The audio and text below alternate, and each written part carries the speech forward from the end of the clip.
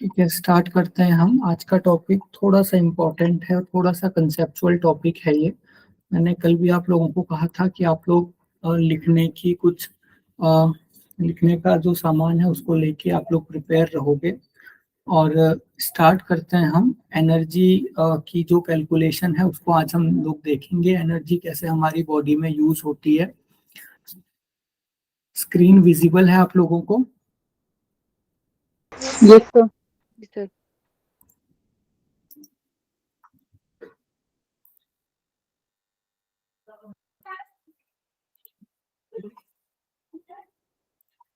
ठीक है, तो एनर्जी जो है, एनर्जी हमने ये फिजिक्स वगैरह में भी पढ़ा हुआ है। एनर्जी है कैपेसिटी टू डू वर्क, यानी कि किसी भी काम को करने की जो कैपेसिटी है उसे हम एनर्जी कहते हैं। एनर्जी नॉर्मली जो हमारे घर में लाइट आ रही है वो भी एक एनर्जी का सोर्स है। उसके थ्रू हम बहुत सारे काम कर सकते हैं, जैसे हमारे घर में पंखा चल रहा है, या फिर आपका जो घर में गैस लगा हुआ है वो भी एक एनर्जी का सोर्स है। उसके थ्रू आप खाना बना सकते हो। तो दुनिया में जो भी कुछ काम चल रहा है उसके पीछे कहीं ना कहीं एनर्जी रिस्पॉन्सिबल है। कुछ भी काम करने के लिए एनर्जी जो है वो जरूरी है। हमारी बॉडी में भी जितने भी फंक्शन चल रहे हैं, चाहे हमारा जो हार्ट है, हार्ट बीट कर रहा है, या फिर किडनी जो है वो वाटर को फिल्टर कर रही है, या फिर हम जो लोकोमोशन कर रहे हैं, हम जो मूवमेंट कर रहे हैं, उन सभी के लिए एनर्जी हमारे लिए जरूरी है। और एनर्जी के बिना हम कुछ भी फंक्शन नहीं कर सकते हैं। अब बेसिकली एनर्जी हमें तीन चीजों के लिए चाहिए। एनर्जी की अगर हम अपने बॉडी में रिक्वायरमेंट देखें तो तीन रिक्वायरमेंट हमारी बॉडी में एनर्जी की होती है। पहली रिक्वायरमेंट है फिजिकल एक्टिविटी। ये जो पहला पॉइंट है इसे हम बाद में कंसीडर करेंगे। पहला रिक्वायरमेंट है फिजिकल एक्टिविटी। फिजिकल एक्टिविटी का मतलब ये है कि कुछ भी आप कोई एक्टिविटी कर रहे हो, जैसे फॉर एग्जांपल आप लोग कहीं पे चल के जा रहे हो, कुछ स्पोर्ट्स वगैरह खेल रहे हो, कुछ भार एक जगह से उठा के दूसरी जगह लेके जा रहे हो, या फिर सिंपल से अपने हाथ को ऊपर से उठा के फिर नीचे तक लेके आ रहे हो। कॉमन से जितने भी अगर आप फंक्शन कर रहे हो वो सारे के सारे आपके फिजिकल एक्टिविटी में आते हैं। दूसरा है मेटाबोलाइजिंग ऑफ फूड। फूड को मेटाबोलाइज करने में, फूड के डाइजेशन में काफी एनर्जी की जरूरत पड़ती है। इसीलिए आप लोगों ने देखा होगा कि खाना खाने के बाद हमें थोड़ा नींद आती है। उसके पीछे का मेन रीजन क्या है कि जैसे ही हम लोग खाना खाते हैं वैसे ही हमारी बॉडी सारी की सारी जो एनर्जी है वो डाल देती है खाने को डाइजेस्ट करने के ऊपर, उसको मेटाबोलाइज करने के ऊपर।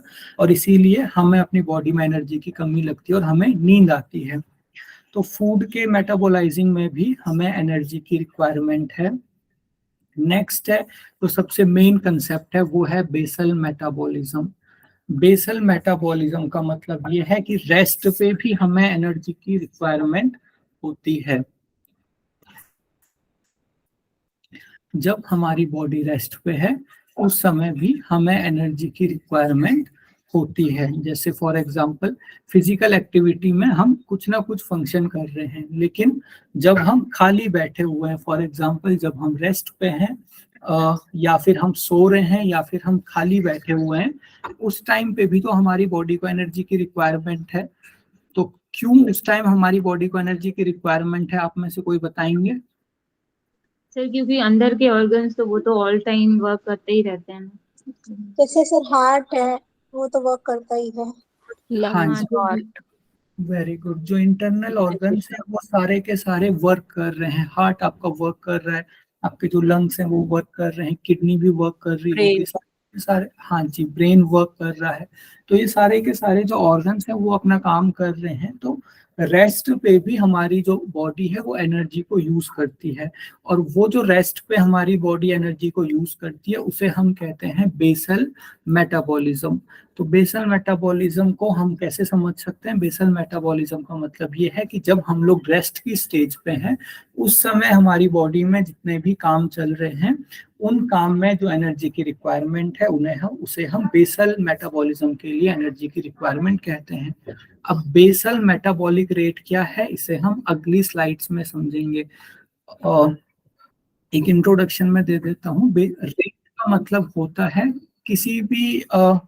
किसी भी चीज को हम टाइम से रिलेट करते हैं। फॉर एग्जांपल जैसे पॉपुलेशन है, पॉपुलेशन किसी जगह की 1 लाख है या फिर 2 लाख किसी जगह की पॉपुलेशन हो सकती है, लेकिन अगर हम पॉपुलेशन ग्रोथ रेट बताएं तो रेट का मतलब टाइम के साथ साथ पॉपुलेशन कितनी बढ़ रही है। तो बेसल मेटाबॉलिक रेट का मतलब ये है कि टाइम के साथ हमारा बेसल मेटाबॉलिज्म कितना है। तो बेसल मेटाबॉलिक रेट को हम डिफाइन करते हैं कि एक दिन में हमारी बॉडी रेस्ट में जितनी एनर्जी को यूज करती है उसे हम बेसल मेटाबॉलिक रेट कहते हैं।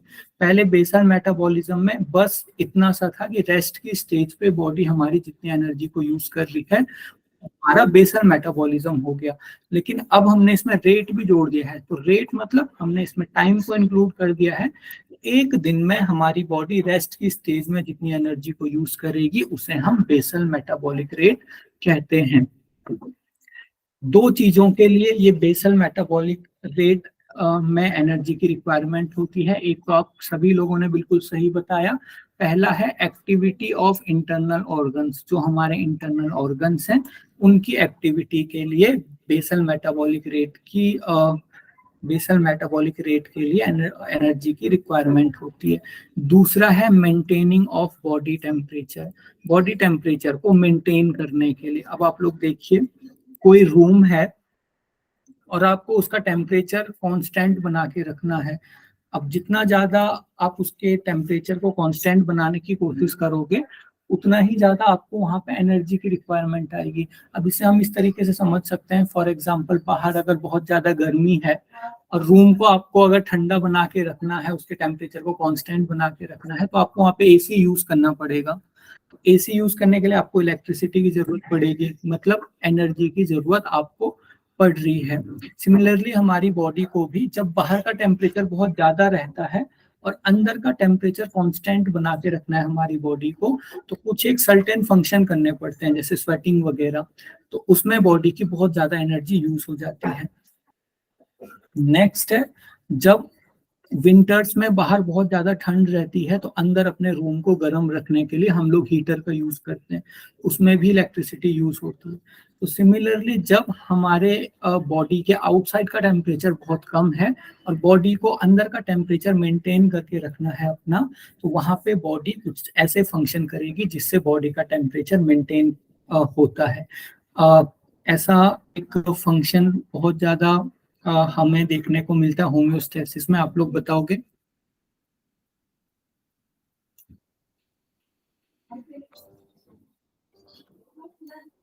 सर एक बार फिर से क्वेश्चन कीजिए। हाँ, सर, जब आपकी आवाज नहीं आ रही। ठीक है, अभी आ रही है आवाज? हाँ सर। हाँ, जब बाहर का टेम्परेचर बहुत कम है, हमारे जो आउटसाइड इन्वायरमेंट है वहाँ का टेम्परेचर बहुत कम है और बॉडी को अंदर का टेम्परेचर मेंटेन करके रखना है, तो उस समय पे बॉडी क्या करती है? सर वो एनिमल्स वगैरह हाइबरनेशन में जाते हैं उस टाइम। हाँ, सर एनिमल, हाँ, जो हमारा सबसे बेसिक रिस्पॉन्स है। सर हाँ, शिवरिंग, धीरे धीरे कंपकपी हमारी बॉडी में होती है, शिवरिंग की वजह से फिर हमारी बॉडी में हीट जनरेट होती है। तो शिवरिंग के लिए भी तो एनर्जी लग रही है। तो कहने का मतलब ये है कि जब भी हमारी जो बॉडी है वो किसी ऐसे इन्वायरमेंट में रहेगी जहाँ का टेम्परेचर या तो बहुत कम है या तो बहुत ज्यादा है, और बॉडी को उस इन्वायरमेंट में अपने अपने अंदर के टेम्परेचर को कांस्टेंट बना के रखना है, तो उसके लिए भी एनर्जी की जरूरत पड़ती है। तो ये आपको ध्यान रखना है, बेसल मेटाबॉलिज्म यानी कि रेस्ट के टाइम पे जो एनर्जी की रिक्वायरमेंट पड़ रही है, दो उसके पीछे के रीजन है। एक तो है एक्टिविटी ऑफ इंटरनल ऑर्गन्स और दूसरा है मेंटेनिंग ऑफ बॉडी टेम्परेचर। ठीक है, अब थोड़ी सी हम बात कर लेते हैं कैलोरीमेट्री की। अब बेसिकली ये कैलोरीज है क्या? कैलोरी जो है वो एनर्जी को नापने की यूनिट है। कैलोरी के थ्रू हम एनर्जी को नापते हैं कि किसी भी फूड में कितनी एनर्जी है। फॉर एग्जाम्पल, जैसे पहले भी मैंने ये आपको एग्जाम्पल दिया था, जैसे कि हम किसी भी लिक्विड को नापते हैं लीटर में, किसी के वेट को नापते हैं हम केजी में, वैसे ही एनर्जी को नापने के लिए जो यूनिट यूज होती है उसे हम कहते हैं कैलोरी। अब ये किलो कैलोरी और कैलोरी ये सेम ही यूनिट है, यानी कि 1 किलो कैलोरी में आपकी 1 कैलोरी ही होती है। ये दोनों एक ही यूनिट है। कहीं पे आपको कैलोरी देखने को मिलेगा, कहीं पे आपको किलो कैलोरी देखने को मिलेगा। नॉर्मली अगर हम किलो लीटर और लीटर को कंपेयर करें तो 1 किलो लीटर में 1000 लीटर होते हैं, लेकिन यहाँ पे कैलोरी और किलो कैलोरी दोनों एक ही जितनी यूनिट होती हैं। तो बेसिकली हम यूज करते हैं कैलोरी या फिर किलो कैलोरी की किसी भी फूड में कितनी एनर्जी है, इस चीज को नापने के लिए हम किलो कैलोरी का यूज करते हैं, कैलोरी का यूज करते हैं। तो फूड एनर्जी क्या हो गया? फूड एनर्जी का मतलब amount of energy in food that is available through digestion. कुछ भी खाना आप खा रहे हो, उसके डाइजेशन के बाद आपको कितनी एनर्जी मिल रही है किसी पर्टिकुलर फूड आइटम से, उसे हम फूड की एनर्जी कहते हैं। ये फूड एनर्जी यानी कि कुछ भी हम खा रहे हैं, हम कार्बोहाइड्रेट खा रहे हैं, हम प्रोटीन खा रहे हैं या फिर फैट खा रहे हैं, उसके डाइजेशन के बाद हमें कितनी एनर्जी मिल रही है वो हमें बताता है उसकी फूड एनर्जी। और वो जो फूड एनर्जी है वो हमें बताती है कैलोरीफिक वैल्यू। कैलोरीफिक वैल्यू हमने पहले भी एक्सप्लेन की थी। किसी भी चीज के 1 ग्राम को खाने के बाद हमें जितनी एनर्जी मिलती है उसे हम कैलोरीफिक वैल्यू कहते हैं। समझ में आया? सर ये स्टार्टिंग है जो कैलोरी वाला जो उसका फॉर्मूला वो बताइए जरा। ये जो कैलोरीज हैं, कैलोरी का अभी तक हमने कोई फॉर्मूला नहीं पढ़ा। कैलोरी और किलो कैलोरी ये जस्ट हमारी एनर्जी को मेजर करने की यूनिट है। जैसे मीटर होता है, लीटर होता है, ग्राम होता है, वैसे एनर्जी को मेजर करने के लिए कैलोरी हम यूज करते हैं। उसके बाद मैंने आपको बताया फूड की एनर्जी, किसी भी फूड में जितनी एनर्जी होती है उसे हम उस पर्टिकुलर फूड की कैलोरीफिक वैल्यू कहते हैं। अब आप लोग बताइए कार्बोहाइड्रेट की calorific value. 4 sir. 4 kilo calorie. अभी ये कंप्लीट नहीं हुआ है, कंप्लीट कीजिए इसे। पर ग्राम सर? पर ग्राम। पर ग्राम से पर ग्राम मतलब पर ग्राम में हमें इसके 4 किलो कैलोरी या फिर 4 कैलोरीज मिलती हैं। प्रोटीन की भी इतनी ही कैलोरीफिक वैल्यू है। और फैट की कैलोरीफिक वैल्यू बताइए। 9 किलो फाइबर्स की फाइबर की कोई कैलोरी नहीं होती है सर। Calorie value 0। हाँ, तो उसकी कैलोरीफिक वैल्यू होगी, यानी कि फाइबर से हमें कोई भी कैलोरीज नहीं मिल रही हैं।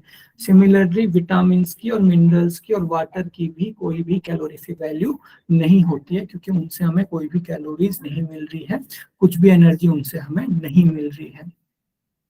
अब नेक्स्ट है, एक बार क्वेश्चन भी आपका आया था, किसी भी फूड की हम किलो कैलोरीज कैसे नापते हैं? कोई भी फूड है या फिर कुछ भी ड्रिंक वाली आइटम्स है हमारे पास, जैसे आपका सॉफ्ट ड्रिंक्स वगैरह हो गया, तो उनकी किलो कैलोरीज हम कैसे नापते हैं? अब बॉडी के अंदर तो हमारा ऐसा कोई भी मीटर नहीं लगा हुआ है कि कितने फूड से हमारी बॉडी कितनी एनर्जी ले रही है।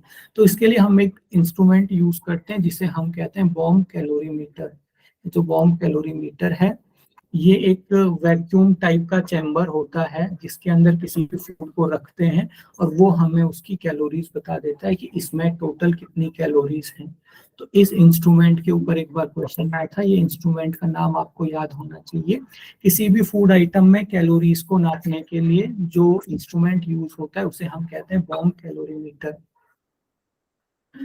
नेक्स्ट है ये आप लोगों को पता है, कार्बोहाइड्रेट और प्रोटीन में 4 किलो कैलोरी पर ग्राम इसकी एनर्जी होती है और फैट में 9 किलो कैलोरी पर ग्राम एनर्जी होती है।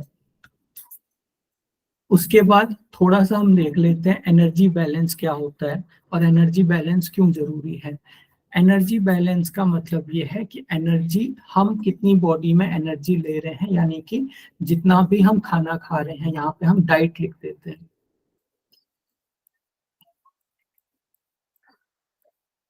तो डाइट से हम जितनी भी कैलोरीज का इंटेक कर रहे हैं वो सारा एनर्जी इन में चले जाएगा। मतलब जितनी भी किलो कैलोरीज, अब मैं किलो कैलोरीज की जगह कैलोरीज ही बोलूंगा तो आप लोग कंफ्यूज नहीं होंगे।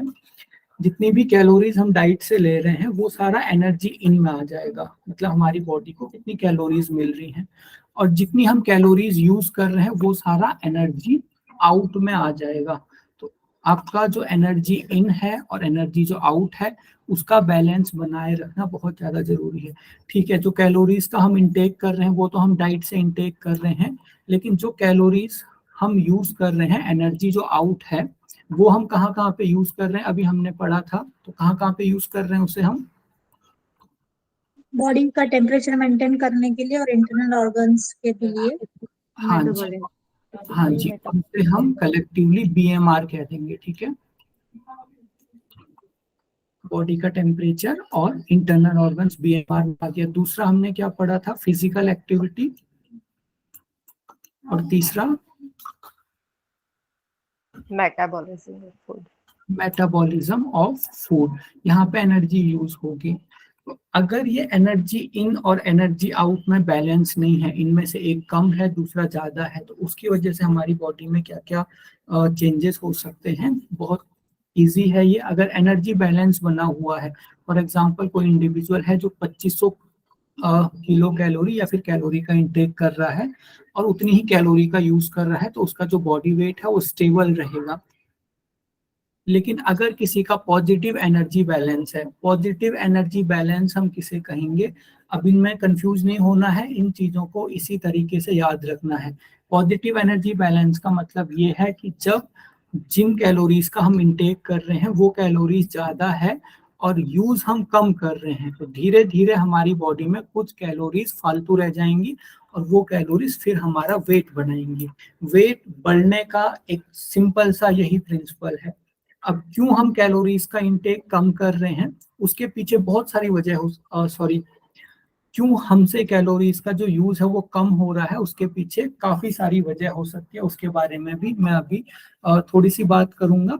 लेकिन वेट बढ़ने का एकमात्र जो रीजन है, रूट जो कॉज है, वो यही है कि पॉजिटिव एनर्जी बैलेंस, ज्यादा कैलोरीज का हम इंटेक कर रहे हैं और कम कैलोरीज को यूज कर रहे हैं, तो धीरे धीरे वेट गेन होगा।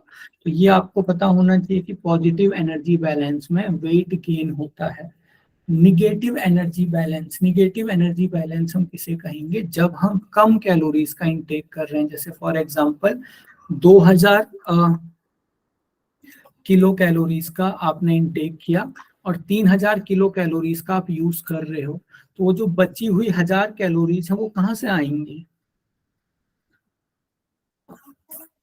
बॉडी खुद ही लेगा सर, बॉडी से सर। बॉडी खुद ही लेगा। सर जो बॉडी आप- फैट से फैट जो जमा होता रहता है ना, फैट चर्बी, हाँ जी, फैट से लेगी सर। आपकी बॉडी में जो फैट का डिपोजिशन होगा, बॉडी वो बची हुई 1000 कैलोरीज उस फैट से लेगी, और फैट भी अगर खत्म हो गया तो धीरे धीरे बॉडी मसल्स को तोड़ने लगेगी, मसल से एनर्जी फिर बनाने लगेगी, जिसे हम मसल किलिंग भी जो स्पोर्ट्स न्यूट्रिशन है वहां पे इस टर्म को यूज करते हैं। तो आपका जो एनर्जी बैलेंस है वो पॉजिटिव एनर्जी बैलेंस भी सही नहीं है, निगेटिव एनर्जी बैलेंस भी सही नहीं है। आपका जो एनर्जी बैलेंस है वो इक्वली यहाँ पे होना चाहिए, एनर्जी इन और एनर्जी आउट आपका इक्वल होना चाहिए। अब यहाँ पे जो आपका पॉजिटिव एनर्जी बैलेंस है, 2-3 चीजों पे डिपेंड करता है। यानी कि कम कैलोरीज का कोई भी इंसान यूज कम कब करेगा, देखिए 3 वजह से हम एनर्जी को यूज कर रहे थे। एक वजह थी आपकी मेटाबॉलाइजेशन ऑफ फूड, इसमें हम कोई भी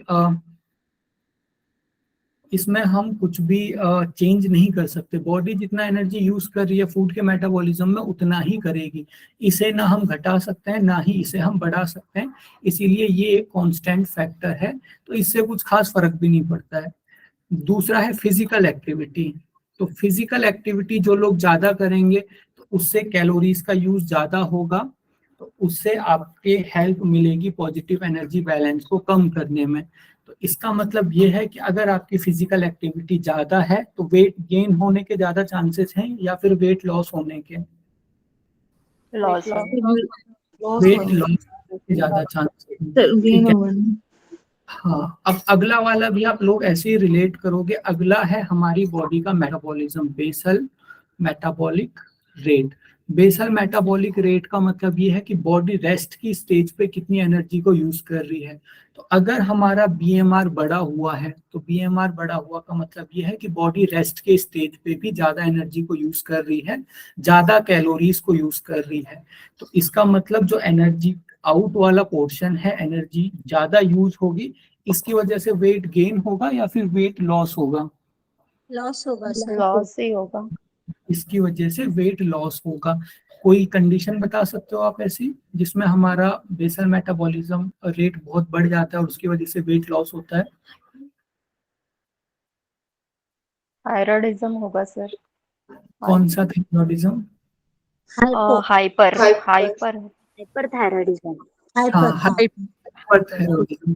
थायराइड को अगर आपको बीएमआर समझ में आ गया तो आप थायराइड को बहुत इजीली समझ सकते हो, और उसके लिए योगा थेरेपी और डाइट भी खुद ही डिसाइड कर सकते हो।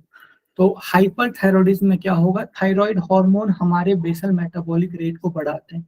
हाइपरथायराइडिज्म में थायराइड हार्मोन बढ़ जाएंगे, जिसकी वजह से बीएमआर भी बढ़ जाएगा और बॉडी रेस्ट की स्टेज पे भी ज्यादा एनर्जी का यूज करने लगेगी, और उसकी वजह से धीरे धीरे इस तरीके की साइकिल हो सकता है बन जाएगी, निगेटिव एनर्जी बैलेंस।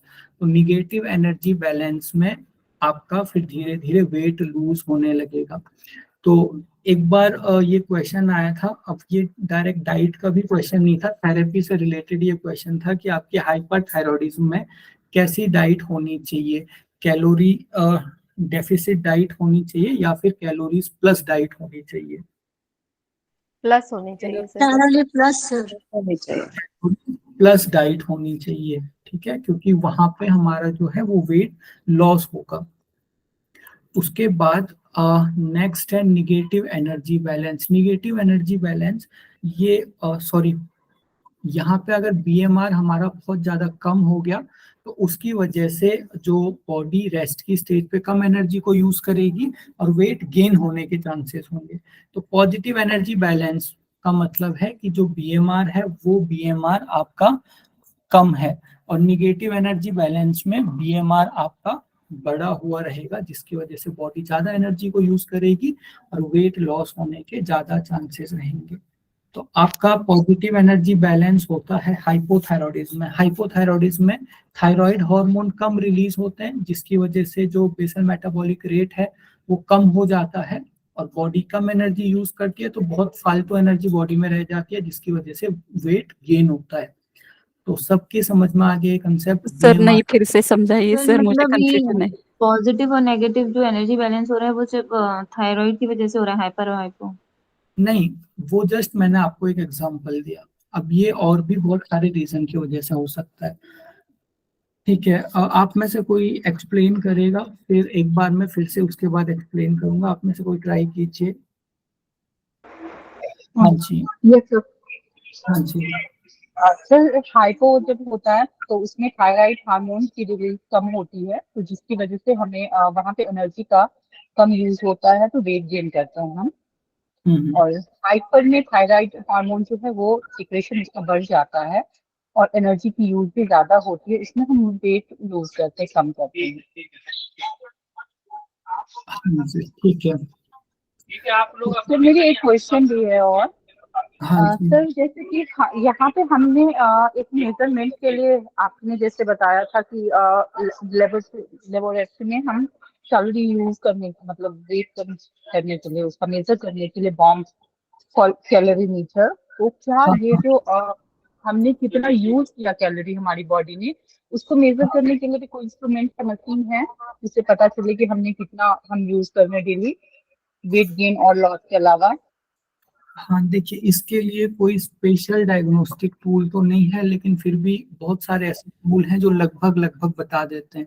जैसे मेनली जो हम एनर्जी यूज कर रहे हैं उसके लिए ऑक्सीजन की जरूरत पड़ रही है, तो एक वोलेटाइल ऑक्सीजन वोलेटाइल ऑक्सीजन का मेजरमेंट किया जाता है कि ऑक्सीजन कितना हम यूज कर रहे हैं, अंदर कितनी ऑक्सीजन जा रही है, बाहर कितनी ऑक्सीजन आ रही है, तो अंदर बॉडी कितना ऑक्सीजन का यूज कर रही है। तो जितनी ज्यादा ऑक्सीजन यूज कर रही होगी मींस बॉडी उतनी ही कैलोरीज बर्न कर रही है, उतनी कैलोरीज का यूज कर रही है। तो डायरेक्ट तो कोई ऐसा इंस्ट्रूमेंट नहीं है, लेकिन ऑक्सीजन की हेल्प से, बॉडी टेम्परेचर की हेल्प से इस चीज का भी आइडिया लगाया जाता है।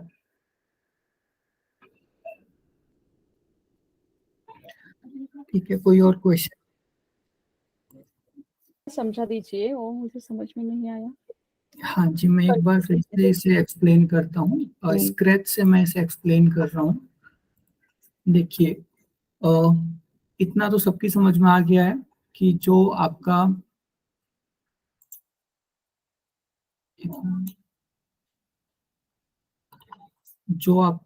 मतलब एनर्जी बैलेंस है, जब एनर्जी बैलेंस स्टेबल रहेगा, यानी कि जो हम कैलोरीज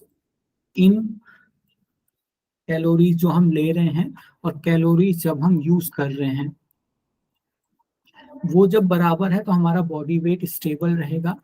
अगर कैलोरीज का इंटेक ज्यादा है और कैलोरीज का इंटेक कम है, उसकी वजह से वेट गेन होगा। और कैलोरीज का जो इंटेक कम है और कैलोरीज का यूज ज्यादा है, मींस एनर्जी का यूज ज्यादा है, तो उसकी वजह से वेट लॉस होगा। इतना सबकी समझ में आया? Yes sir. ठीक है, अब इससे थोड़ा सा हम और डीप में जाएं कि कैलोरीज का अगर हमने इनटेक कांस्टेंट रखा है, फॉर एग्जांपल अगर कोई इंडिविजुअल है वो लगभग 2500 कैलोरीज का इनटेक कर रहा है, और ये इनटेक जो है ये कांस्टेंट है, लेकिन यूज की वजह से भी यूज की वजह से हम देख रहे हैं कि वेट गेन कब हो रहा है, वेट लॉस कब हो रहा है। तो बेसिकली हमने जब हम कैलोरीज का यूज कर रहे थे तो 3 जगह पे हम यूज कर रहे थे। एक तो था मेटाबॉलिज्म ऑफ फूड, ये मैंने कहा कि ये हमेशा कांस्टेंट रहता है, ये ना किसी में कम होता है ना किसी में ज्यादा होता है। सबकी बॉडी लगभग सेम ही एनर्जी यूज करती है फूड को मेटाबोलाइज करने में, इसीलिए इसको हम एक फैक्टर की तरह नहीं लेते हैं कि ये कोई इम्पैक्ट डाल रहा है इस प्रोसेस में। दूसरा है आपका फिजिकल एक्टिविटी। तो फिजिकल एक्टिविटी में हम, जो लोग ज्यादा फिजिकल एक्टिविटी करेंगे वो लोग ज्यादा कैलोरीज को यूज करेंगे, तो उनके ज्यादा वेट लॉस होने की संभावना रहेगी, है ना। तो फिजिकल एक्टिविटी इस तरीके से इम्पैक्ट डालती है। उसके बाद दूसरा है basal metabolic rate. Basal metabolic rate अगर ज्यादा हुआ तो इसका मतलब ये है कि बॉडी हमारी रेस्ट की कंडीशन पे ज्यादा एनर्जी को यूज कर रही है, और ज्यादा एनर्जी यूज हो रही है, जैसे फिजिकल एक्टिविटी में ज्यादा एनर्जी यूज हो रही थी तो वेट लॉस की संभावना ज्यादा थी। अगर वैसे ही बीएमआर ज्यादा है, तो बीएमआर ज्यादा का मतलब क्या है कि बॉडी रेस्ट पे ज्यादा एनर्जी यूज कर रही है, तो उसकी वजह से भी वेट लॉस होने की संभावना रहेगी अगर बीएमआर ज्यादा है तो। अगर बीएमआर कम है तो बॉडी रेस्ट की कंडीशन पे बहुत कम एनर्जी को यूज कर रही है, जिसकी वजह से जो एनर्जी का यूज है वो कम हो जाएगा और वेट गेन होने की संभावना रहेगी। तो अभी हमने देखा कि फिजिकल एक्टिविटी से क्या फर्क आएगा, वेट पे क्या संभावना रहेगी और बीएमआर की वजह से क्या संभावना रहेगी। समझ आया इतना? हाँ यस सर। ठीक सर है। आपने बोला सर कि मेटाबॉलिज्म का कोई डिफरेंस नहीं होगा, पर सर अगर हम फास्टिंग करते हैं, अगर फूड को डाइजेस्ट करने में एनर्जी नहीं लगी तो फिर मेटाबॉलिज्म पे कोई असर नहीं होगा? हाँ, वो मतलब वो तो हमने फूड को स्किप ही कर लिया है ना, वो तो एक अलग कंडीशन है, हम फूड को स्किप कर रहे हैं। लेकिन इन जनरल जब भी हम खाना खाते हैं, अब हम फास्टिंग की कंडीशन को हमेशा के लिए तो नहीं रख सकते हैं। इसके लिए हम ऐसा कर सकते हैं कि इसीलिए योगा और आयुर्वेदा में ऐसा कहते हैं कि आपको बहुत भूख लगने पे ही खाना चाहिए, 16-16 घंटे के बाद खाना चाहिए। वो आपने सही बोला कि अगर हम उस तरीके से रहेंगे तो भी हमारी बॉडी जो है वो कम एनर्जी को यूज करेगी। लेकिन इन जनरल अगर हम इक्वल खाना खा रहे हैं तो लगभग सबकी बॉडी सेम ही एनर्जी को यूज करती है उसे डाइजेस्ट करने में। बहुत ज्यादा जो personal differences metabolism of food में नहीं रहते हैं, जब तक कि हम कुछ ऐसा काम ना कर रहे हो फास्टिंग वगैरह का। फास्टिंग में तो फिर हमारी बॉडी को एनर्जी भी तो नहीं मिलेगी ना। हाँ, एनर्जी नहीं मिलेगी और एनर्जी कम यूज होगी।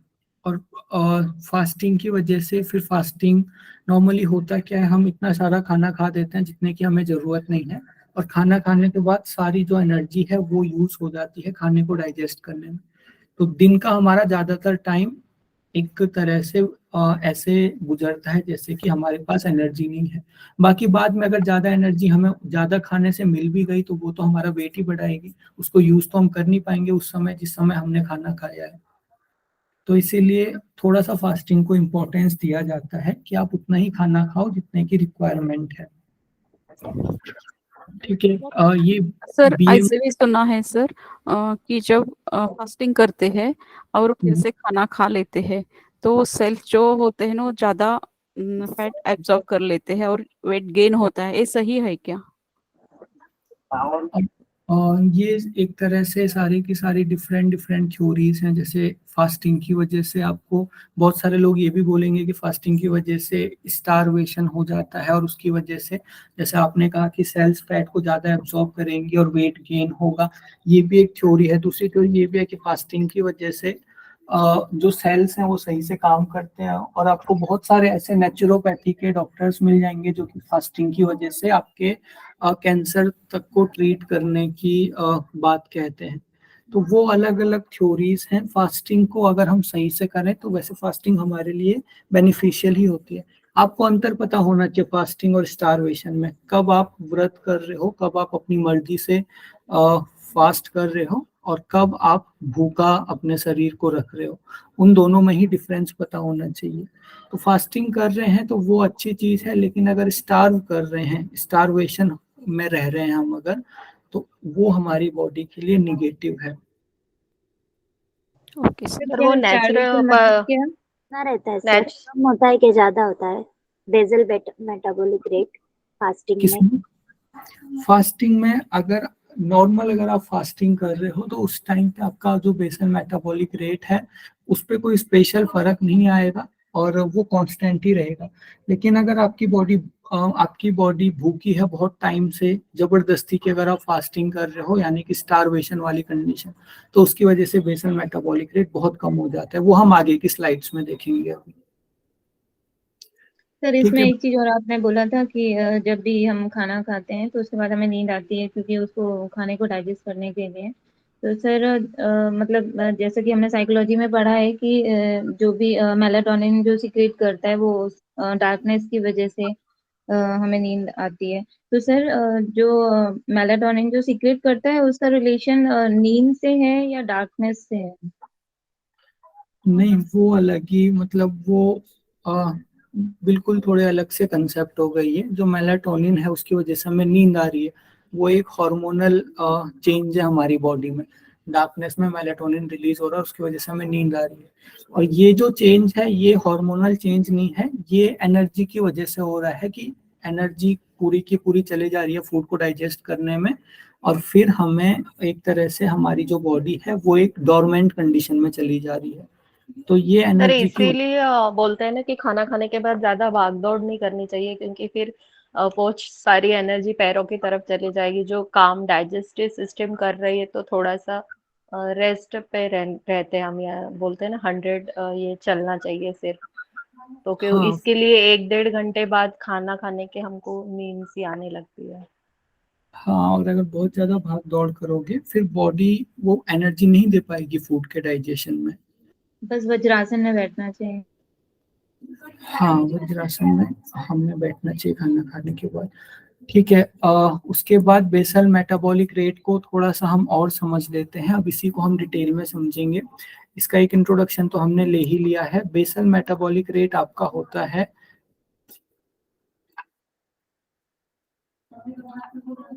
बेसल मेटाबॉलिक रेट होता है number of calories we burn daily as our body perform basic life sustaining function. यानी कि जो हमारे बेसिक लाइफ के फंक्शन हैं, वही बात को थोड़ी सी इन्होंने घुमा के बोल दी है कि जब हम रेस्ट पे हैं तो उस समय हमारी बॉडी में जो भी लाइफ सस्टेनिंग फंक्शन यानी कि हमारी जो वाइटल फंक्शन चल रहे हैं, जैसे हार्ट का बीट होना, बॉडी का टेम्परेचर मेंटेन करके रखना, लंग्स वगैरह का काम करना, तो उसके लिए हम जितनी कैलोरीज बर्न कर रहे हैं वो हमारा बेसल मेटाबॉलिक रेट है। Basal metabolic rate in general हमारे इंटरनल ऑर्गन्स की वर्किंग को बताता है। अगर हमारे इंटरनल ऑर्गन्स बहुत अच्छे से काम कर रहे हैं तो वो ज़्यादा एनर्जी को यूज़ करेंगे, और अगर हमारे इंटरनल ऑर्गन सही से काम नहीं कर रहे हैं तो वो कम एनर्जी को यूज़ करेंगे। तो बेसल मेटाबॉलिक रेट आपके इंटरनल ऑर्गन्स की वर्किंग को भी बताता है। अब ये 2-3 स्लाइड्स थोड़ी सी और इम्पोर्टेंट है। कौन कौन से फैक्टर बेसल मेटाबॉलिक रेट को प्रभावित करते हैं, मींस कब हमारा बेसल मेटाबॉलिक रेट बढ़ेगा और कब हमारा बेसल मेटाबॉलिक रेट कम होगा। तो सबसे पहला है एक्सरसाइज के ऊपर। तो एक्सरसाइज, जो लोग रेगुलर एक्सरसाइज करते हैं उन लोगों में जो बीएमआर है वो ज़्यादा होता है एज कम्पेयर टू वो लोग जिनकी थोड़ी सी सीडेंट्री लाइफस्टाइल होती है। यानी कि जो लोग कुछ भी एक्सरसाइज प्रैक्टिस वगैरह नहीं करते हैं उन लोगों में बीएमआर कम होगा उन लोगों की अपेक्षा जो नियमित एक्सरसाइज वगैरह कर रहे हैं। अगला है हार्मोन्स। हार्मोन्स आप लोगों को पता है थायराइड से 2 हार्मोन रिलीज होते हैं, T3 और T4 हार्मोन। ये दोनों ही हार्मोन आपके बीएमआर को बढ़ाते हैं। तो जब इन हार्मोन्स का लेवल बढ़ा होगा उस समय पे हमारा बीएमआर भी बढ़ेगा, और जब इन हार्मोन्स का लेवल कम हो जाएगा बॉडी में उस समय हमारा बीएमआर भी कम हो जाएगा। तो आपका जो T3 और T4 हार्मोन्स हैं ये भी बीएमआर को प्रभावित करते हैं। नेक्स्ट है बॉडी टेम्परेचर।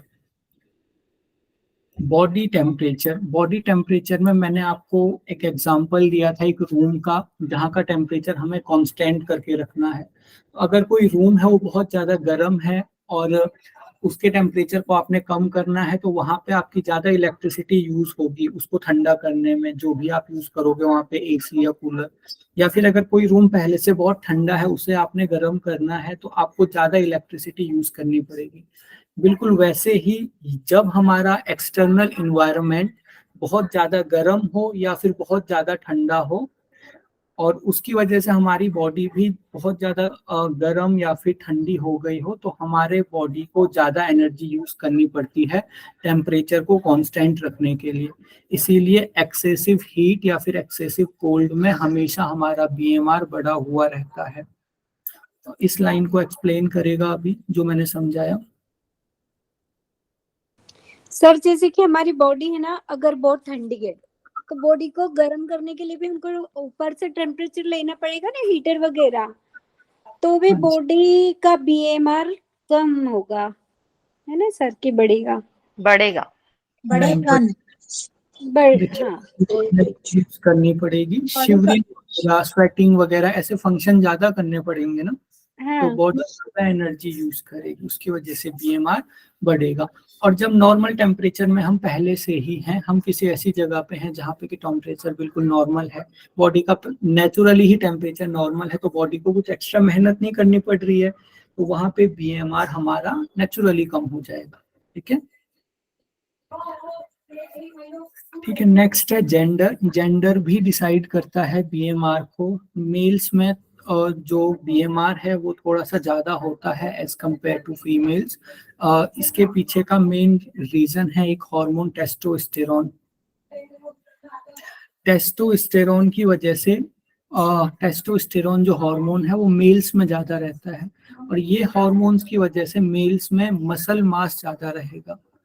तो मसल मास मेल्स में ज्यादा रहने की वजह से ज्यादा जो मसल्स हैं वो ज्यादा एनर्जी का यूज करेंगी रेस्ट पे भी, चाहे हार्ट की मसल है चाहे आपके लंग्स की मसल हैं, ये सारी मसल ज्यादा एनर्जी का यूज करती हैं और उसकी वजह से मेल्स का जो बीएमआर है वो ज्यादा होता है।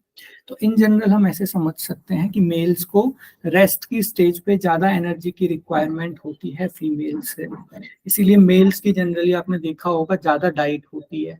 अब अगर हम सेम लाइफस्टाइल वाले मेल और फीमेल को कंपेयर करें तो मेल की थोड़ी सी ज्यादा डाइट होगी क्योंकि उसकी बॉडी को ज्यादा एनर्जी की रिक्वायरमेंट है, क्योंकि उसका बीएमआर ज्यादा है, बेसल मेटाबॉलिक रेट ज्यादा है। नेक्स्ट है एज। अब जो हमारा बीएमआर है, जब हम बच्चे होते हैं उस समय पे हमारा बीएमआर बहुत ज्यादा होता है। जैसे जैसे हम बूढ़े होते जाते हैं वैसे वैसे जो हमारा बेसल मेटाबॉलिक रेट है वो धीरे धीरे स्लो होता जाता है। इसीलिए आपने देखा होगा कि जैसे जैसे हम एज्ड होते जाते हैं वैसे वैसे हमारी भूख कम होती जाती है, क्योंकि अब एनर्जी की ज्यादा रिक्वायरमेंट है ही नहीं। इंटरनल ऑर्गन्स धीरे धीरे काम करना कम कर देंगे। इंटरनल ऑर्गन्स की जो हेल्थ है धीरे धीरे खराब होती जाती है जैसे जैसे हम बूढ़े होते जाते हैं, और उनको कम एनर्जी की रिक्वायरमेंट होती है, जिसकी वजह से जो बीएमआर है वो कम होता जाता है। नेक्स्ट है सरफेस एरिया।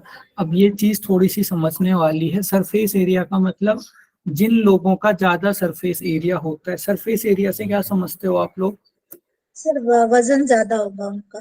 नहीं, वजन नहीं। सरफेस एरिया आपका थोड़ा सा अलग हो गया। बॉडी वजन तो स्ट्रक्चर। हाँ, बॉडी स्ट्रक्चर कह सकते हैं हम, कि उनकी बॉडी कितने एरिया को, कितने क्षेत्रफल को कवर कर रही है। जैसे फॉर एग्जांपल एक कोई इंडिविजुअल है, उसकी हाइट छोटी है तो उसका सरफेस एरिया बस इतना सा सरफेस एरिया हो गया। अब वजन कितना भी हो, लेकिन अगर कोई इंडिविजुअल है उसकी हाइट बहुत बड़ी है तो सरफेस एरिया ज्यादा हो गया ना, ये पूरा एरिया सरफेस एरिया हो गया। तो अब यहाँ पे सरफेस एरिया, जैसे कोई इंडिविजुअल है वो छोटी हाइट का है तो उसका इतना सा सरफेस एरिया है, मतलब यहाँ पे उसका सर भी आ गया, उसका थोरेसिक रीजन भी आ गया और उसका लंबर रीजन भी आ गया। तो छोटा सरफेस एरिया होने की वजह से उसके और इन्वायरमेंट के बीच में जो एक लेयर बन रही है वो कम छोटी लेयर है और कम एनर्जी लॉस होगी।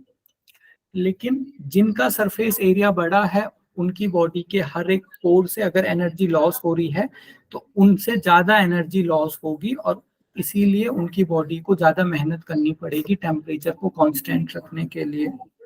समझ आ रहा है आपको? सर थोड़ा डिस्टरबेंस की वजह से सुन नहीं पाया, इसमें दोबारा रिपीट कर दीजिए प्लीज।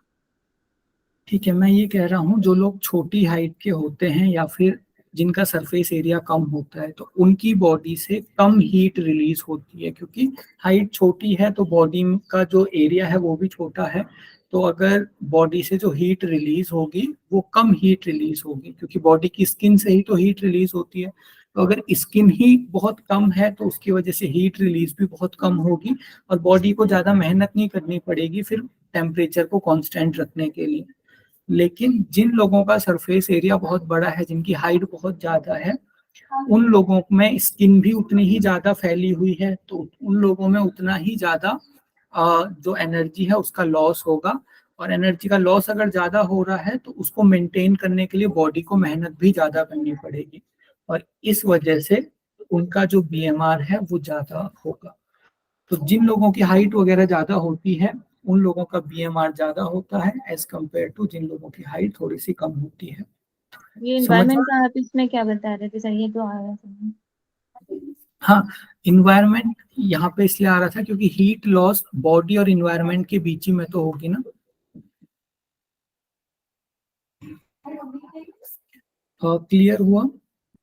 Yes, सर जैसे बीएमआर ज्यादा होगा तो अपनी कैलोरी और एनर्जी ज्यादा होगी, ज्यादा लगेगी।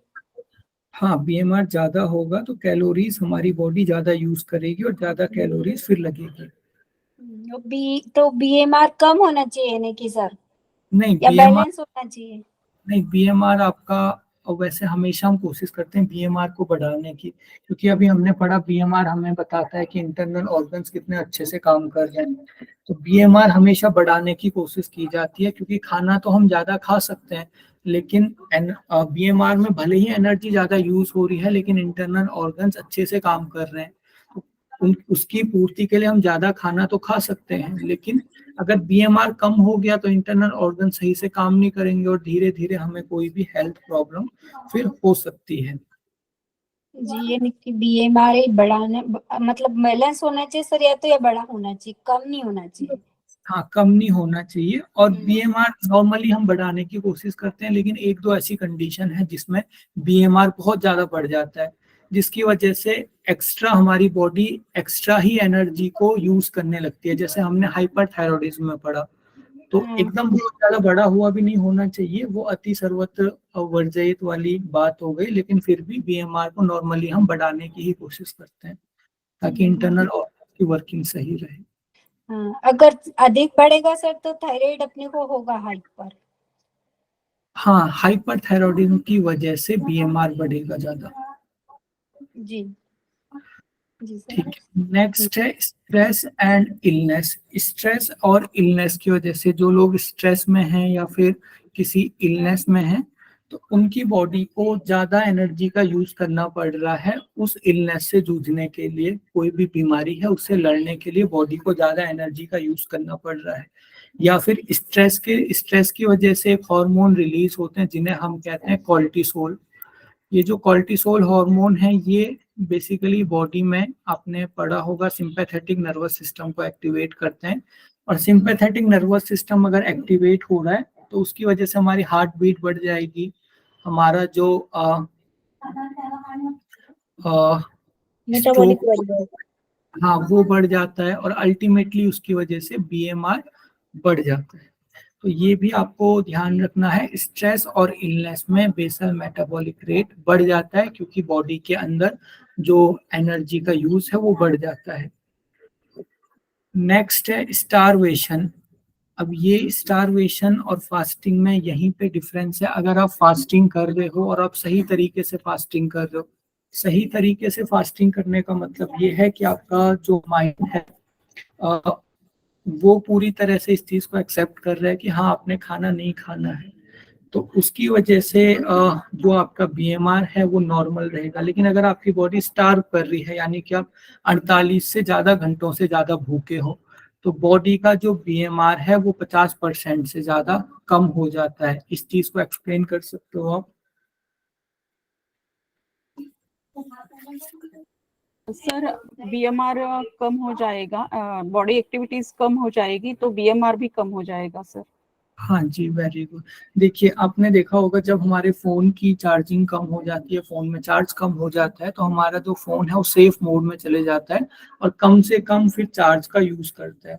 बिल्कुल वैसे ही हमारी बॉडी में भी है। जब हमारी बॉडी को लगेगा कि बाहर से एनर्जी नहीं मिल रही है, थोड़ी सी एनर्जी बॉडी में बची हुई है, तो बॉडी हमारी क्या करेगी, सारे के सारे फंक्शंस को रिस्ट्रिक्ट कर देगी, उनको स्लो कर देगी।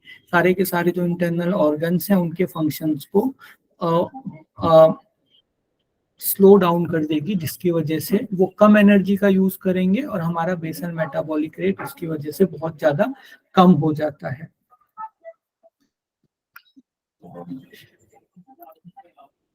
तो ये सारे कुछ एक आपके फैक्टर थे बीएमआर को।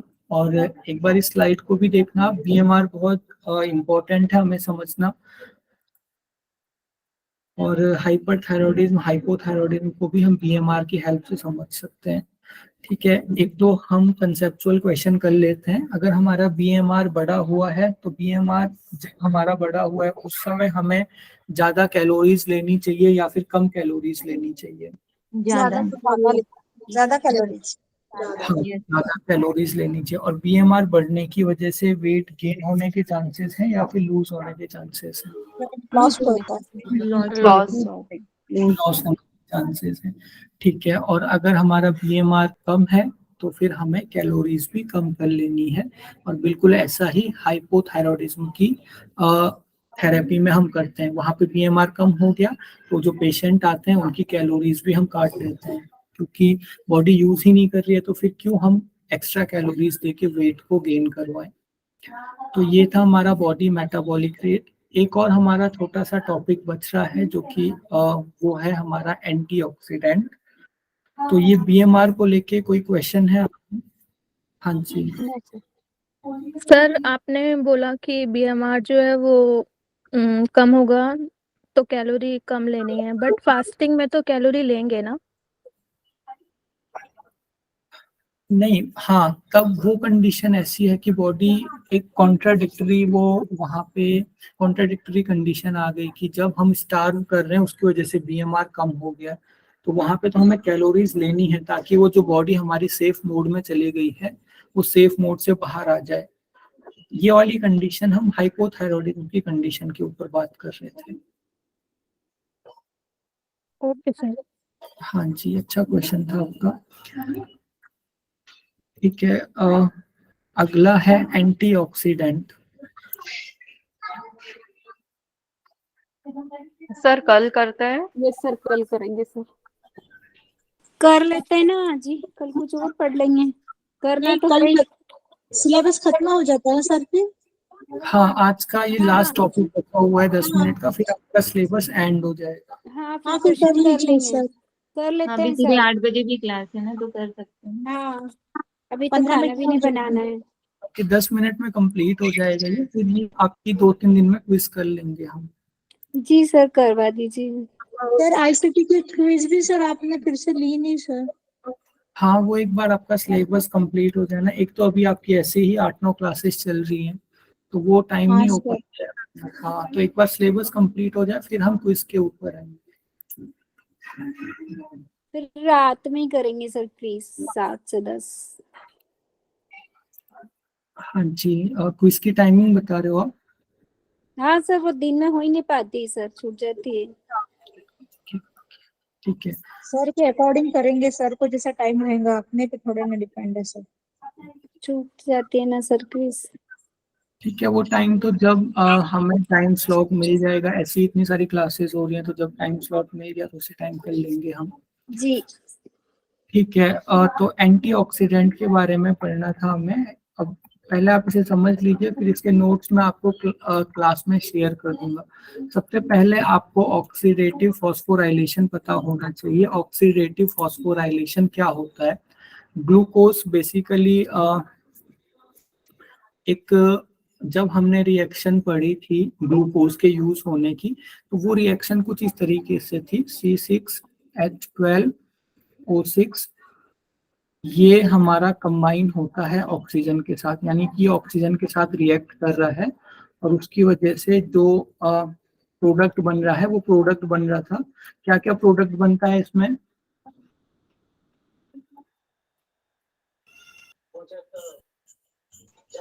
C3H6O3 6CO2 और 6H2O। जब ग्लूकोज का ये C6H12O6 जब ग्लूकोज ऑक्सीजन के साथ रिएक्ट करता है, ये हमारा ग्लूकोज है, जब ये ऑक्सीजन के साथ रिएक्ट करता है तो वहां पे एनर्जी रिलीज होती है। एनर्जी को हम ऐसे ट्रायंगल से हमेशा दिखाते हैं केमिकल रिएक्शन में, और साथ में यहाँ पे कार्बन डाइऑक्साइड बनती है और उसके साथ में वाटर बनता है। तो इन जनरल तो ये बहुत हमें क्लीन रिएक्शन दिखती है, लेकिन ये जो रिएक्शन है, ये रिएक्शन पूरी तरह से हमने समझी थी कि इस रिएक्शन के अंदर कितने सारे स्टेप थे। जैसे पहला स्टेप था ग्लाइकोलाइसिस, जिसमें जो ग्लूकोज था वो टूट रहा था। अगला स्टेप कौन सा था? ग्लाइकोजेनोलाइज। अगला स्टेप था कि जो आपका पाइरुवेट बन रहा था वो एसिटाइल कोएंजाइम ए में चेंज हो रहा था। ठीक है, उसके बाद अगला स्टेप था कि जो आपका एसिटाइल कोएंजाइम ए है वो क्रेब्स साइकिल से होके जा रहा था। और लास्ट वाला जो स्टेप था, उसमें लास्ट वाले स्टेप में हमने देखा था कि जितने NADH और FADH बने थे उनको किसमें कन्वर्ट कर रही थी बॉडी? एनर्जी में। GT ATP में। ATP ATP में बॉडी कन्वर्ट कर रही थी। और वहां पे मैंने आपको बताया था कि बस इसी एक स्टेप के लिए हमारी बॉडी को ऑक्सीजन की रिक्वायरमेंट होती है। अब ये जो स्टेप होता है ये बहुत ही एक तरह से चार्ज स्टेप होता है, यानी कि इसमें जो ऑक्सीजन है वो हमारी बॉडी में बहुत सारे पार्टिकल के साथ रिएक्ट करती है। तो ये तो मैंने आपको एक कंटेक्स्ट दे दिया कि ये जो प्रोसेस है ये कहाँ पे होगी, लेकिन प्रोसेस एक्चुअल में होती क्या है उसे हम देख लेते हैं। जो ऑक्सीजन है वो किसी भी एक रैंडम पार्टिकल के साथ रिएक्ट करती है। फॉर एग्जांपल इसे हम X मान लेते हैं। ऑक्सीजन किसी भी रैंडम पार्टिकल के साथ जब रिएक्ट करेगी तो उसकी वजह से एक कंपाउंड तो बनेगा।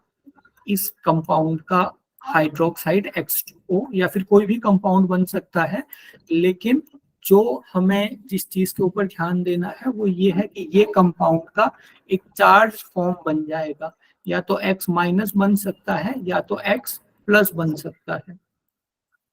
फिर से रिपीट कर रहा हूं मैं, ऑक्सीडेटिव फॉस्फोराइलेशन में जब हमारी बॉडी ग्लूकोज से एनर्जी बनाने के लिए ऑक्सीजन का यूज करती है, उस टाइम पे ऑक्सीजन जो है वो किसी एक पार्टिकल के साथ रिएक्ट करके उस पार्टिकल को उसकी चार्ज फॉर्म में बदल देती है। जैसे ये X2 था, तो ये पूरी तरह से एक स्टेबल स्टेज थी, लेकिन अब इसमें से एक इलेक्ट्रॉन चले गया तो ये एक एक इलेक्ट्रॉन इसके पास एक्स्ट्रा आ गया, तो ये एक X माइनस बन गया, और अगर इसके पास एक इलेक्ट्रॉन कम हो गया तो ये एक X प्लस हो गया।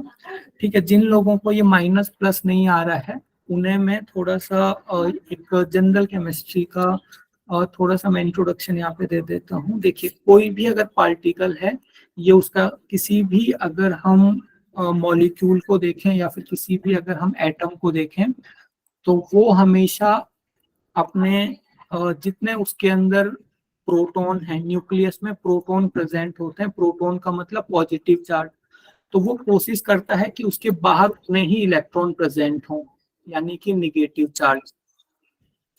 तो अगर एक इलेक्ट्रॉन यहाँ पे फालतू आ गया तो प्रोटॉन के कंपैरिजन में इलेक्ट्रॉन ज्यादा हो जाते हैं और इस तरीके के कंपाउंड बन जाते हैं। दूसरी कंडीशन क्या हो सकती है कि इलेक्ट्रॉन यहाँ से कहीं चले गया तो प्रोटॉन ज्यादा हो गए और उसकी वजह से यहाँ पे पॉजिटिव चार्ज आ गया। ये समझ में आया?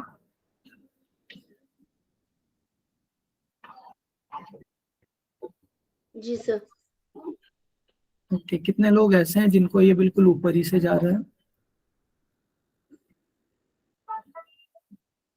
सर वो पॉजिटिव वाला बताइए ना।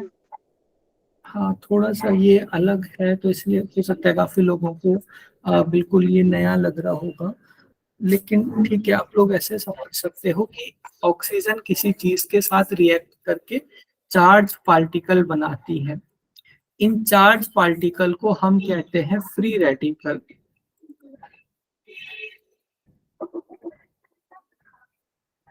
तो फ्री रेडिकल क्या हो गया? Charge particle generated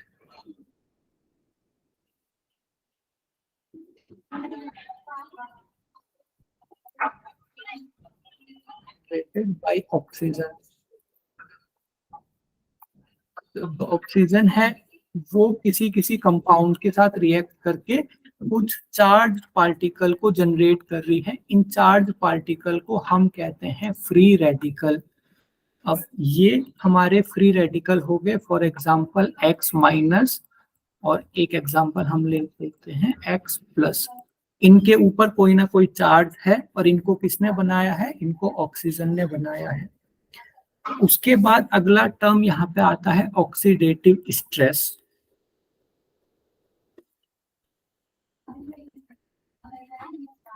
oxidative stress क्या होती है? जब ये फ्री रेडिकल बहुत ज्यादा हमारे शरीर में जमा हो जाते हैं तो उस कंडीशन को हम कहते हैं ऑक्सीडेटिव स्ट्रेस। तो अभी हमने देखा नहीं है कि फ्री रेडिकल हमारी बॉडी में क्या क्या हार्म कर रहे हैं, अभी हम जस्ट इनके ज्यादा होने की कंडीशन को क्या कहते हैं वो हम पढ़ रहे हैं। तो एक बार मैं फिर से स्क्रैच से रिपीट कर रहा हूँ।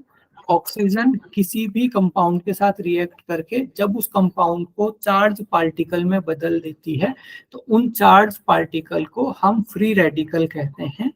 ये फ्री रेडिकल जब बहुत ज्यादा जमा हो जाते हैं तो उस वजह से बॉडी में जो कंडीशन होती है उसे हम ऑक्सीडेटिव स्ट्रेस कहते हैं। तो ऑक्सीडेटिव स्ट्रेस आपका सीधे सीधे मतलब ये हो गया too much presence of free radical. ये ऑक्सीडेटिव स्ट्रेस की वजह से हमारी बॉडी में क्या क्या हार्म होगा, मीन्स ये फ्री रेडिकल हमारी बॉडी में क्या क्या हार्म करते हैं। तो फ्री रेडिकल चार्ज पार्टिकल हैं और ये हमारे बॉडी में कुछ एक सीरीज ऑफ रिएक्शन स्टार्ट कर देते हैं। तो सबसे पहले सेल डिस्ट्रक्शन,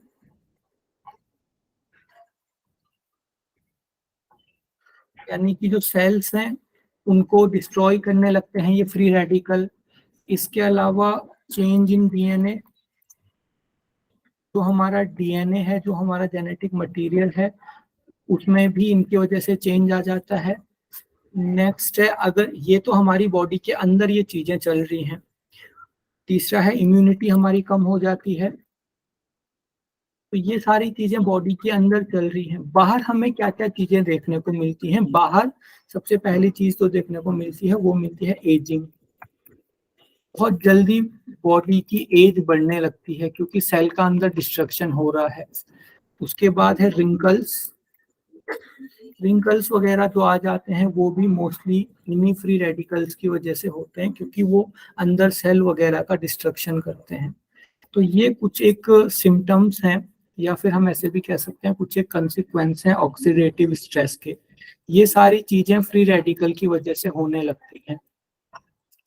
तो ये जो फ्री रेडिकल हैं, इन फ्री रेडिकल्स को खत्म करना बहुत ज्यादा जरूरी है।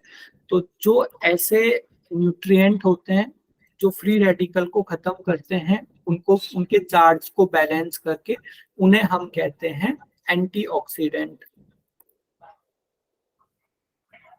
एंटीऑक्सीडेंट का मतलब ठोस कंपाउंड जैसे यौगिक that neutralize the free radicals। तो सर फ्री आपकी आवाज नहीं आ रही थी। अभी आ रही है आवाज? अब आ रही है सर। आवाज आ रही है।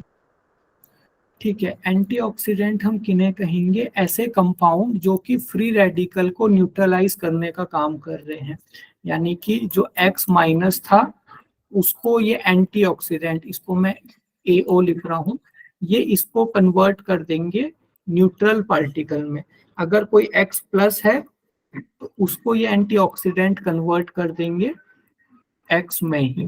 तो अब ये चार्ज पार्टिकल नहीं रहे, तो अब ये कुछ ऐसा काम भी नहीं करेंगे, हमारी बॉडी को कोई भी हार्म नहीं करेंगे। तो जस्ट इनकी सिंपल सी एक कहानी है कि ऑक्सीजन की वजह से हमारी बॉडी में चार्ज पार्टिकल बनते हैं। उन चार्ज पार्टिकल को हम फ्री रेडिकल कहते हैं। ये फ्री रेडिकल जब बहुत ज्यादा हमारी बॉडी में जमा हो जाते हैं तो उस कंडीशन को हम ऑक्सीडेटिव स्ट्रेस कहते हैं।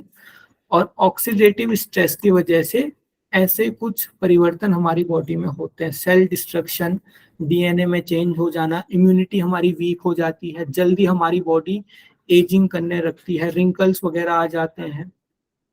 तो इस चीज से बचने के लिए कुछ कंपाउंड हमारी हेल्प करते हैं जो कि इन चार्ज पार्टिकल को बैलेंस करने का काम करते हैं। इन कंपाउंड को हम कहते हैं एंटीऑक्सीडेंट। एंटीऑक्सीडेंट का मतलब ऐसे कंपाउंड जो कि फ्री रेडिकल को न्यूट्रलाइज करने का काम करेंगे, उन्हें हम एंटीऑक्सीडेंट कहते हैं। एंटीऑक्सीडेंट का एग्जांपल कल मैंने आपको दिया था, जैसे आपका विटामिन सी हो गया, विटामिन ई हो गया, और एक हमने मिनरल भी पढ़ा था एंटीऑक्सीडेंट में, मैंगनीज, सेलेनियम। एमजी भी था सर, एंजाइम्स में हेल्प करता है वो। हाँ, आपका Mg तो शायद एंजाइम का को फैक्टर था ना? जी जी जी। हाँ, तो एंटीऑक्सीडेंट के लिए मिनरल जो था वो था आपका सेलेनियम। तो ये कुछ एक एग्जांपल हो गए एंटीऑक्सीडेंट के। इसके अलावा बहुत सारी चीजें ऐसी होती हैं जिनमें ना ही विटामिन सी होता है, ना ही विटामिन ई होता है, ना ही सेलेनियम है, लेकिन फिर भी वो एंटीऑक्सीडेंट की तरह हेल्प कर रहे हैं क्योंकि उनमें कुछ कुछ और कंपाउंड होते हैं। जैसे जो आपकी हल्दी है वो बहुत अच्छी एंटीऑक्सीडेंट मानी जाती है, और भी बहुत सारे एंटीऑक्सीडेंट के एग्जांपल हो गए। तो ये एंटी, हाँ जी, ग्रीन टी। हाँ, ग्रीन टी में भी आपका उसमें शायद फ्लेविनॉइड्स होते हैं जो एंटीऑक्सीडेंट की तरह वर्क करेंगे। तो ये पूरा कंसेप्ट समझ में आया आपको? फ्री रेडिकल हम किसे कहेंगे, ऑक्सीडेटिव स्ट्रेस, ये 2-3 टर्म ही यहाँ पे समझने के हैं। तो समझ आई ये सारी चीजें आपको? Yes sir. Yes sir. Yes sir. हाँ जी, इसके नोट्स मैं आपको शेयर करूंगा ग्रुप में। आज या फिर कल में ये एंटीऑक्सीडेंट के भी मैं आपको नोट शेयर कर दूंगा।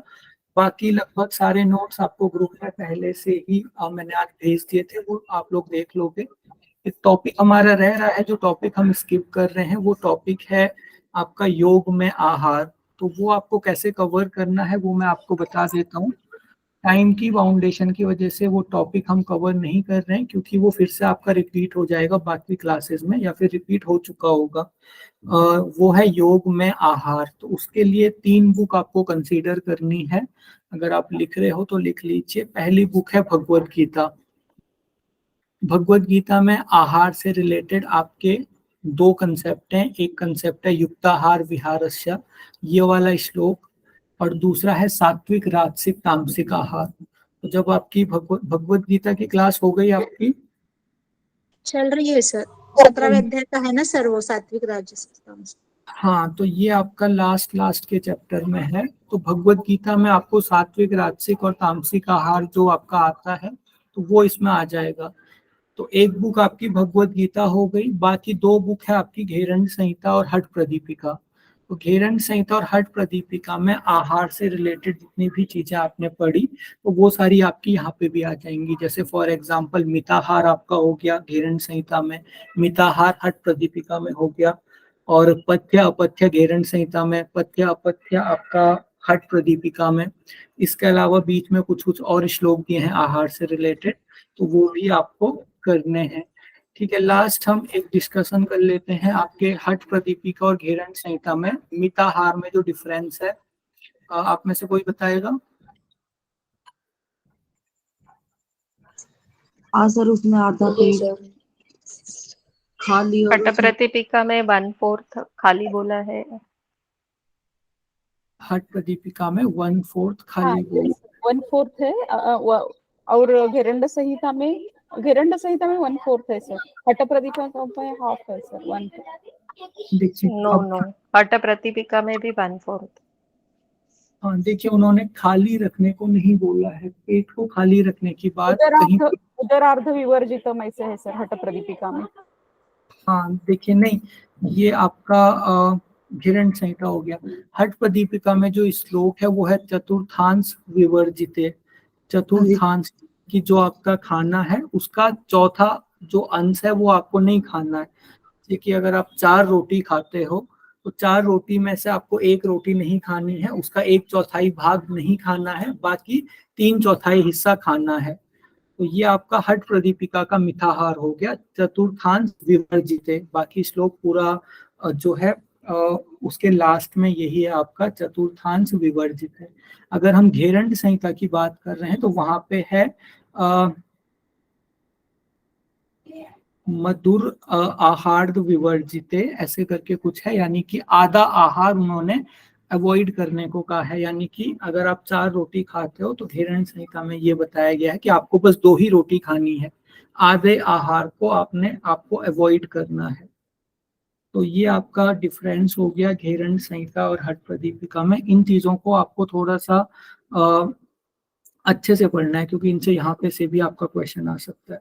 बाकी पथ्य अपथ्य बहुत अच्छे से आपको याद होने चाहिए, कौन सी चीज हठ प्रदीपिका में पथ्य में है अपथ्य में है, ये सारी चीजें आपको पता होनी चाहिए। आयुर्वेद के अनुसार भी सर आएगा।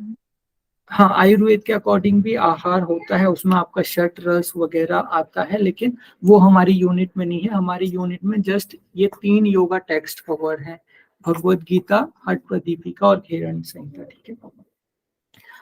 ठीक है, तो क्लास हम यहीं पे एंड करते हैं। आप लोग इसको रिवाइज कर लीजिए, फिर जैसे ही आपका थोड़ा सिलेबस खत्म होता है, क्लासेस कम होती हैं, तो फिर हम क्विज करेंगे। आईसीटी की भी क्विज हमारी रह रही है और इसकी भी हम फिर क्विज ले लेंगे। ठीक है, तो लीव कर सकते हो आप लोग। Thank you. Thank you sir. Thank you sir. Hariom. Thank you sir. Hariom sir. Hariom. Thank you sir. Thank you.